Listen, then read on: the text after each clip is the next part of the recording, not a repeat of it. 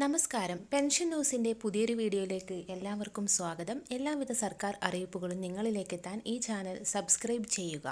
ഈ മാസത്തെ ക്ഷേമ പെൻഷൻ വിതരണം ഇന്നു മുതൽ ആരംഭിച്ചു. ഒരു ഗഡുവാണ് സർക്കാർ അനുവദിച്ചിരിക്കുന്നത്. 26.62 ലക്ഷം പേരുടെ ബാങ്ക് അക്കൗണ്ടുകളിൽ തുക എത്തിച്ചേരും. മറ്റുള്ളവർക്ക് സഹകരണ സംഘം ഉദ്യോഗസ്ഥർ വഴി വീട്ടിലെത്തി പെൻഷൻ കൈമാറും. ഇതോടൊപ്പം തന്നെ വിധവാ പെൻഷൻ വാങ്ങുന്നവർ പുനർവിവാഹിതരായിട്ടില്ലെന്ന സാക്ഷ്യപത്രം വാർഡംഗത്തിൽ നിന്നും വാങ്ങി സമർപ്പിക്കണമെന്ന നിർദ്ദേശം ചില തദ്ദേശ സ്ഥാപനങ്ങൾ നൽകിയിട്ടുണ്ട്. പെൻഷൻ കുടിശ്ശിക സമയബന്ധിതമായി വിതരണം ചെയ്യുന്നതിന്റെ ഭാഗമായി 6400 രൂപ കുടിശ്ശികയായിരിക്കുന്ന പെൻഷൻ തുക ജനുവരി മാസത്തിൽ പുതുവത്സരത്തോട് അനുബന്ധിച്ച് വിതരണം വിവിധ ഘട്ടങ്ങളിലായി ആരംഭിക്കുമെന്നുള്ള അറിയിപ്പും എത്തിച്ചേർന്നു. ഇതോടൊപ്പം തന്നെ സംസ്ഥാനത്ത് നവംബർ 6 മുതൽ വിതരണം ആരംഭിച്ച തുക ലഭ്യമായിട്ടില്ലാത്ത ഗുണഭോക്താക്കൾക്ക് അതുകൂടി ചേർത്ത് 3200 രൂപ വീതം എത്തിച്ചേരും.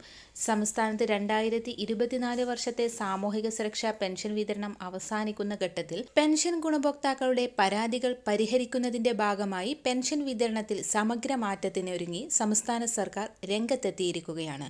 ജനുവരി മാസത്തിൽ അവതരിപ്പിക്കാൻ പോകുന്ന ബജറ്റും വരാൻ പോകുന്ന തിരഞ്ഞെടുപ്പും മുന്നിൽ കണ്ടുകൊണ്ടാണ് പെൻഷൻ കുടിശ്ശികയിൽ കൂടുതൽ തുക അനുവദിക്കാൻ സർക്കാർ തീരുമാനിച്ചിരിക്കുന്നത്. ആദ്യഘട്ടത്തിൽ ബാങ്ക് അക്കൗണ്ടുകളിലേക്കാണ് തുക എത്തിച്ചേരുന്നത്. അതിനുശേഷം 1-2 ദിവസങ്ങൾക്കപ്പുറം കൈകളിലേക്കുള്ള വിതരണവും ആരംഭിക്കും.